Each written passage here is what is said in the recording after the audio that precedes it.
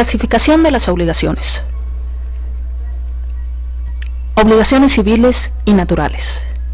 Las obligaciones civiles son las que pueden exigirse con apoyo en la ley, ya que ésta obliga a cumplirlas.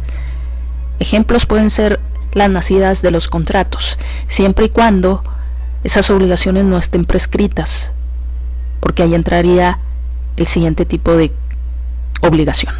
Obligaciones naturales son aquellas a cuyo cumplimiento no obliga la ley, es decir, esta no sanciona a quien deja de cumplirlas.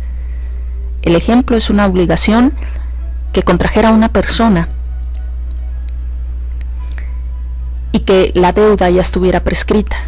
Ahí ya no se puede acudir a la autoridad a exigir el cumplimiento, porque ya pasó el tiempo que marca la ley para poder hacerla exigible y se convierte en una obligación natural. Ya no se puede acudir a la autoridad, ya no puede estar fundamentada en la ley y por lo tanto solo que la persona quiera pagar por cuestiones morales, por ejemplo, si se dispuso por un crédito bancario, por una tarjeta de crédito de una determinada cantidad de dinero, en materia mercantil, si no hay un plazo específico, la prescripción es de 10 años. Transcurrido este tiempo, ya no se puede hacer exigible esa obligación. Sin embargo, si la persona desea pagar, pues lo hará por cuestiones morales, porque sabe que debe ese dinero, pero ya no porque esté obligada por la ley y la autoridad ya no puede obligarla forzosamente a cumplir. Obligaciones condicionales y a plazos. Son las que están sujetas a modalidades, que son limitaciones al acto, ya sea en cuanto al tiempo de su eficacia, su extinción o al modo de realizarlo. Tenemos pues dos tipos de modalidades: plazo o término, o bien condición. El plazo es el acontecimiento futuro de realización cierta del cual depende la eficacia y entonces será suspensivo, o la extinción y entonces será resolutorio de derechos y obligaciones, o de efectos jurídicos, como lo quieran poner. En este caso, por eso se establece que no hay plazo que no se llegue ni fecha que no se cumpla. Por ejemplo, si para el 19 de octubre se vence mi obligación, entonces ese día pueden venir a exigirme el pago. Ese sería un plazo suspensivo. Hasta el 19 de octubre se hace exigible la obligación.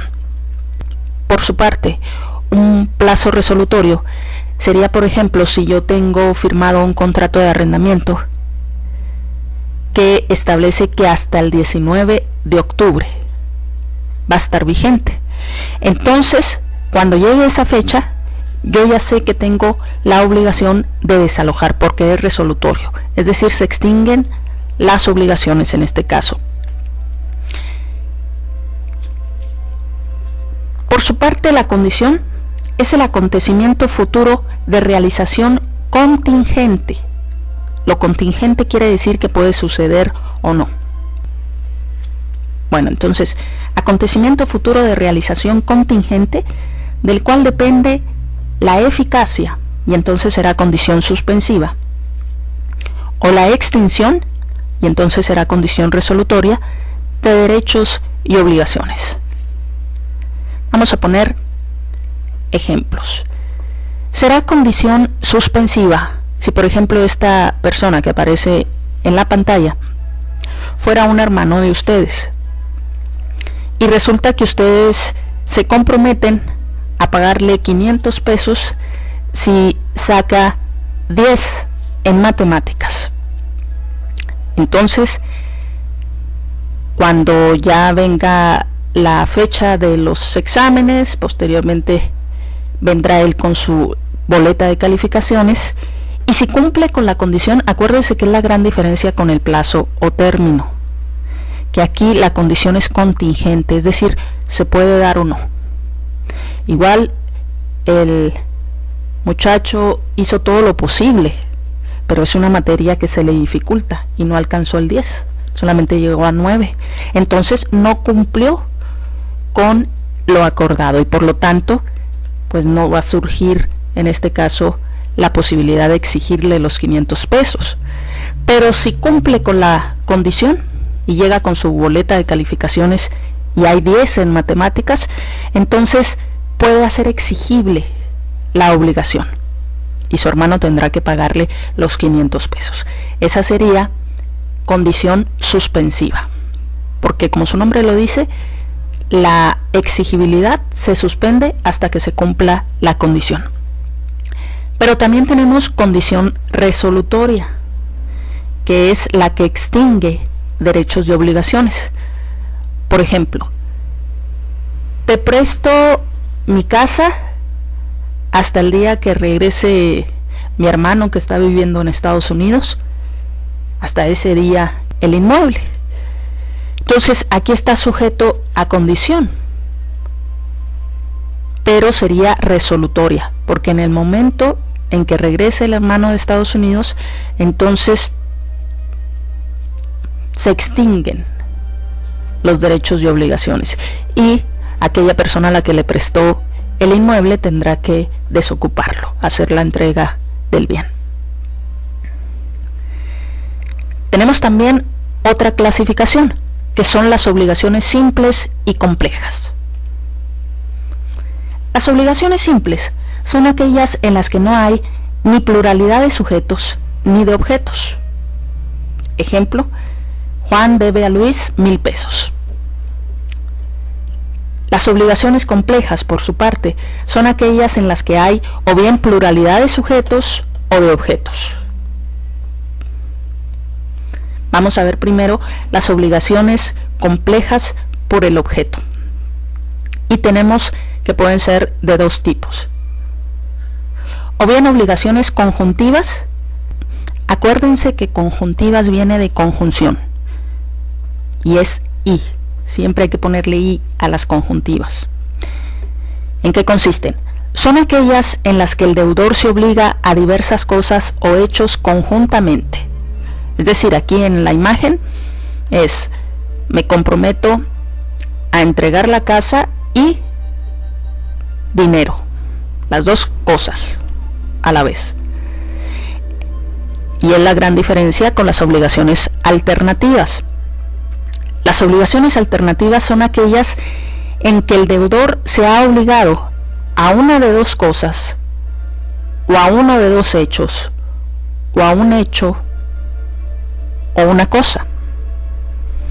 ¿A quién le corresponde elegir? Aquí sería, en la imagen, te entrego la casa o te entrego el dinero. ¿A quién le corresponde la elección?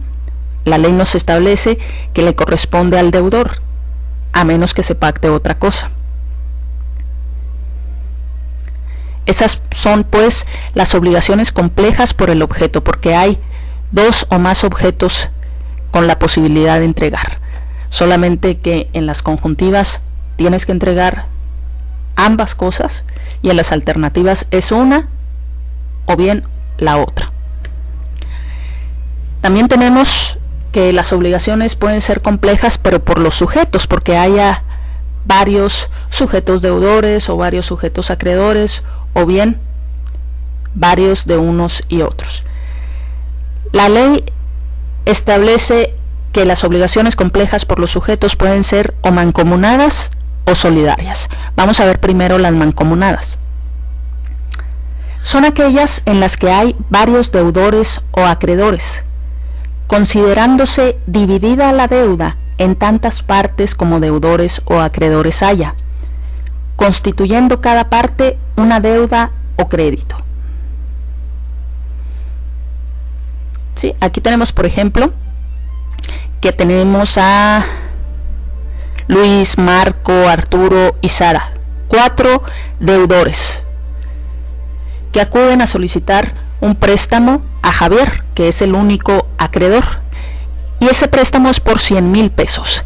Si en el contrato se establece que es una deuda mancomunada, como son 4 deudores, la cantidad, es decir, los 100,000 pesos, se considera dividida en tantas partes como deudores hay en esta obligación. Es decir, 100,000 entre 4, a cada uno le corresponde 25,000 pesos de pago para Javier. Puesto que la ley nos menciona que las partes se presumen iguales, a no ser que se pacte otra cosa o que la ley disponga lo contrario. Ahora bien, la mancomunidad puede ser activa o pasiva. Es activa cuando hay pluralidad de acreedores, que son varios los acreedores, y pasiva cuando hay pluralidad de deudores. En este ejemplo tenemos mancomunidad pasiva,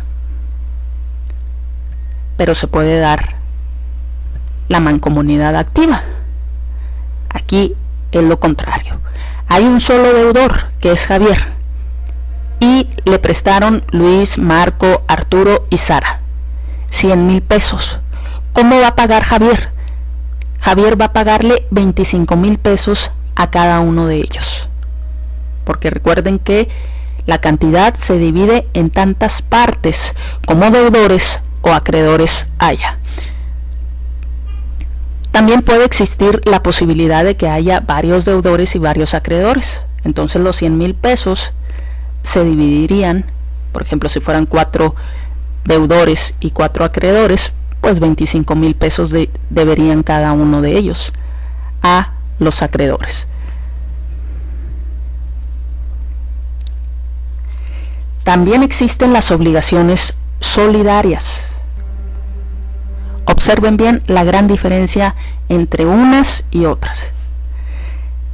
Estas son aquellas en las que 2 o más acreedores tienen derecho para exigir cada uno por sí el cumplimiento total de la obligación, o bien cuando 2 o más deudores están obligados a pagar cada uno por sí solo y en su totalidad la prestación debida. El pago hecho a uno de los acreedores solidarios extingue totalmente la deuda, y el deudor solidario que paga por entero la deuda tiene derecho de exigir de los otros codeudores la parte que en ella les corresponda. Vamos a ver. Aquí tenemos también el mismo monto, 100,000 pesos. El deudor es Javier y los acreedores son Luis, Marco, Arturo y Sara. Aquí no se divide el monto entre los acreedores, sino que Javier, por ejemplo, cuando se venza la deuda, va a ir a pagar a uno de ellos 100,000 pesos, es decir, la totalidad. Aquí, por ejemplo, ponemos que Javier va y le paga a Marco. ¿Le paga cuánto? 100,000 pesos, porque la deuda no se divide. Ya es Marco el que posteriormente tendrá que hacer la entrega de lo que a cada uno se le deba. Pero Javier extingue su obligación tan solo con pagarle a uno de los acreedores el monto total. Esta sería solidaridad activa porque hay varios acreedores. En este ejemplo que se invierte, aquí hay un acreedor que ahora es Javier. El monto son 100,000 pesos. Los deudores por su parte son Luis, Marco, Arturo y Sara. Si Marco, cuando se vence la obligación, va y le paga a Javier, ¿cuánto le tiene que pagar? 100,000 pesos, porque el monto no se divide entre los deudores. E igual, si no quisiera pagar de manera voluntaria a ninguno de ellos, Javier puede demandar, por ejemplo, a Marco por los 100,000 pesos, y él no puede alegar que solamente dispuso de 25,000 pesos, porque se trata de una deuda solidaria. Es la gran diferencia entre las mancomunadas y las solidarias. Y si se fijan, una sola palabra en el contrato nos cambia absolutamente nuestra responsabilidad. Aquí Marco no puede decir, como en las mancomunadas, yo te pago nada más 25,000 pesos, que al fin de cuentas es lo único que dispuse. No, porque la deuda es solidaria. Entonces debes de pagar los 100,000 pesos, independientemente que una vez que pagues los 100,000 pesos frente a Javier, cuyo monto no se divide para él. Posteriormente tú pagando, Marco, te puedes ir a cobrarle a Luis, a Arturo y a Sara. Pero eso será entre ustedes, no frente a Javier, que se le tiene que pagar el entero. Esta sería solidaridad pasiva porque son varios los deudores. Y finalmente lo que les comentaba ahorita, puede existir solidaridad activa y pasiva, es decir, que sean varios los acreedores y varios los deudores. Aquí, ¿cómo debería de pagar al momento del vencimiento? Por ejemplo, Luis puede irle a pagar a Javier los 100,000 pesos y ahí se extinguiría la deuda. Por su parte, Javier, al recibir el dinero, podrá hacer entrega a cada uno de los acreedores, Lucía, Carlos y Nadia, pero eso ya será entre ellos. En una deuda solidaria, el monto nunca se divide entre las partes y solamente se cumple con la obligación y ésta se extingue pagando por entero. También tenemos obligaciones de dar, hacer y no hacer. Las obligaciones de dar son aquellas cuyo contenido es la entrega de una cosa. Por ejemplo, la entrega de dinero, la entrega de una casa, como en los contratos de compraventa, son obligaciones de dar. También tenemos obligaciones de hacer, que son aquellas que consisten en realizar un hecho. Por ejemplo, con un arquitecto, un ingeniero que se compromete a llevar a cabo un proyecto, tiene que realizar una serie de conductas. Igual a un abogado, los profesionistas, regularmente sus obligaciones son de hacer. Y finalmente tenemos las obligaciones de no hacer, que son aquellas que implican una abstención. Por ejemplo, en las servidumbres de paso, la obligación es no obstruir, no hacer, no obstruir el paso a las personas que tienen derecho. Puede ser también en el contrato de arrendamiento la obligación que se contraiga de no subarrendar, es decir, que el arrendatario a su vez no rente a otra u otras personas. Esos son ejemplos de obligaciones de no hacer, que son las menos. Finalmente tenemos obligaciones divisibles e indivisibles. Las obligaciones divisibles son las que tienen por objeto prestaciones susceptibles de cumplirse parcialmente. El ejemplo clásico es el pago de una suma de dinero hecha a plazos. Por su parte, las obligaciones indivisibles son las que no pueden ser cumplidas sino por entero, ya que de dividirlas se alteraría la esencia de la obligación. Ejemplo, la entrega de un comedor. Fíjense aquí la cuestión. Se pueden mezclar en un mismo acto jurídico, por ejemplo, un contrato de compraventa que se haga en una mueblería, donde lo que se compra es precisamente el comedor.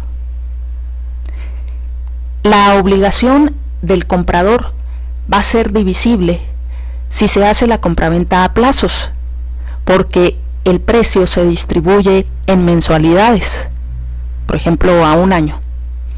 Entonces, así se pactó, es una obligación divisible. No te voy a pagar por entero su precio, sino en mensualidades. Pero la obligación del vendedor, que es la mueblería, es una obligación indivisible, porque él tiene que entregar el comedor, hacer la entrega del mismo en su totalidad, por entero. No conforme vaya haciendo el pago el comprador, va a enviarle una silla, otra silla, después la mesa, no. Porque su obligación es indivisible. Entonces, en un mismo acto jurídico pueden mezclarse las obligaciones divisibles para una de las partes y la obligación indivisible para la otra.